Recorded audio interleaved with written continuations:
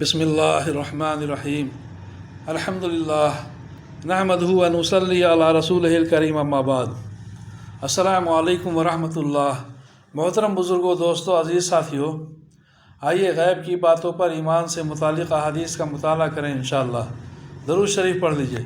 اللہم صلی علی محمد و علی آل محمد وبارک وسلم۔ حدیث نمبر 75، یہ ایک لمبی حدیث ہے۔ اس میں حضرت ابو ذر رضی اللہ عنہ نبی کریم صلی اللہ علیہ وسلم کا ارشاد نقل فرماتے ہیں کہ اللہ تعالیٰ نے ارشاد فرمایا، میرے بندو، میں نے اپنے اوپر ظلم کو حرام قرار دیا ہے اور اسے تمہارے درمیان بھی حرام کیا ہے، لہٰذا تم ایک دوسرے پر ظلم مت کرو۔ میرے بندو، تم سب گمراہ ہو سوائے اس کے جسے میں ہدایت دوں، لہٰذا مجھ سے ہدایت مانگو، میں تمہیں ہدایت دوں گا۔ میرے بندو، تم سب بھوکے ہو سوائے اس کے جس کو میں کھلاؤں، لہٰذا مجھ سے کھانا مانگو، میں تمہیں کھلاؤں گا۔ میرے بندو، تم سب برہنہ ہو سوائے اس کے جس کو میں پہناؤں، لہٰذا تم مجھ سے لباس مانگو، میں تمہیں پہناؤں گا۔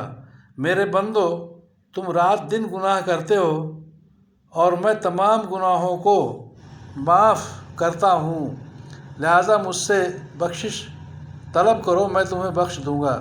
میرے بندو، تم مجھے نقصان پہنچانا چاہو تو ہرگز نقصان نہیں پہنچا سکتے، اور تم مجھے نفع پہنچانا چاہو تو ہرگز نفع نہیں پہنچا سکتے۔ میرے بندو، اگر تمہارے اگلے پچھلے انسان اور جنات سب اس شخص کی طرح ہو جائیں جس کے دل میں تم میں سب سے زیادہ اللہ تعالیٰ کا ڈر ہے، تو یہ بات میری بادشاہت میں کوئی اضافہ نہیں کر سکتی۔ میرے بندو، اگر تمہارے اگلے پچھلے تمام انسان اور جنات اس شخص کی طرح ہو جائیں جو تم میں سے سب سے زیادہ فاجر و فاسق ہے، تو یہ چیز میری بادشاہت میں کوئی کمی نہیں کر سکتی۔ میرے بندو، اگر تمہارے اگلے پچھلے انسان اور جنات سب ایک کھلے میدان میں جمع ہو کر مجھ سے سوال کریں اور میں ہر ایک کو اس کے سوال کے مطابق عطا کر دوں، تو اس سے میرے خزانوں میں اتنی ہی کمی ہوگی جتنی کمی سوئی کو سمندر میں ڈال کر نکالنے سے سمندر کے پانی میں ہوتی ہے، اور یہ کمی کوئی کمی نہیں ہے۔ اسی طرح اللہ تعالیٰ کے خزانوں میں بھی سب کو دے دینے سے کچھ کمی نہیں آتی۔ میرے بندو، تمہارے اعمال ہی ہیں جن کو میں تمہارے لیے محفوظ کر رہا ہوں، پھر تمہیں ان کا پورا پورا بدلہ دوں گا۔ لہٰذا جو شخص اللہ کی توفیق سے نیک عمل کرے تو اسے چاہیے کہ وہ اللہ تعالیٰ کی تعریف کرے، اور جس شخص سے کوئی گناہ سرزد ہو جائے وہ اپنے ہی نفس کو ملامت کرے، کیونکہ اس سے گناہ کا سرزد ہونا نفس ہی کے تقاضے سے ہوا۔ مسلم۔ حدیث نمبر 76، حضرت ابو موسیٰ اشعری رضی اللہ عنہ روایت فرماتے ہیں کہ نبی کریم صلی اللہ علیہ وسلم نے ایک موقع پر ہمیں 5 باتیں ارشاد فرمائیں۔ پہلا، اللہ تعالیٰ نہ سوتے ہیں اور سونا ان کی شان کے مناسب بھی نہیں۔ دوسرا، روزی کو کم اور کشادہ فرماتے ہیں۔ تیسرا، ان کے پاس رات کے اعمال دن سے پہلے، اور چوتھا، دن کے اعمال رات سے پہلے پہنچ جاتے ہیں، اور پانچواں، ان کے اور مخلوق کے درمیان پردہ ان کا نور ہے، اگر وہ یہ پردہ اٹھا دیں تو جہاں تک مخلوق کی نظر جائے ان کی ذات کے انوار سب کو جلا ڈالیں۔ مسلم۔ حدیث نمبر 77،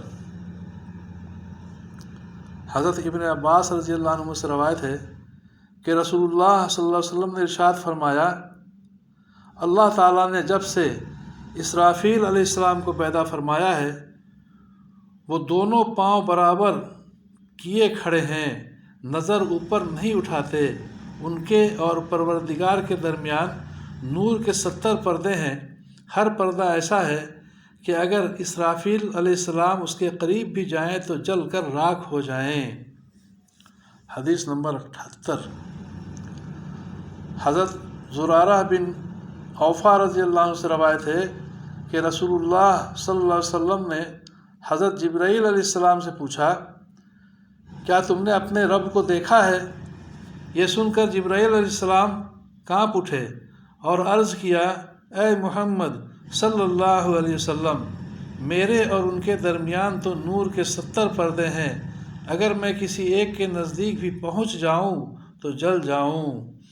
अल्लाह ताला अपनी शायान शान, अपनी अज़मत, बुज़ुर्गी और बड़ाई हम सब के दिलों में डाल दे। अल्लाह ताला हम सबों की परेशानियों को दूर फरमाए, आफ़ियत अता फरमाए, समझ बूझ के सही अमल की तौफ़ीक़ अता फरमाए, कहने सुनने से ज़्यादा अमल की तौफ़ीक़ अता फरमाए। आमीन या रब्बुल आलमीन।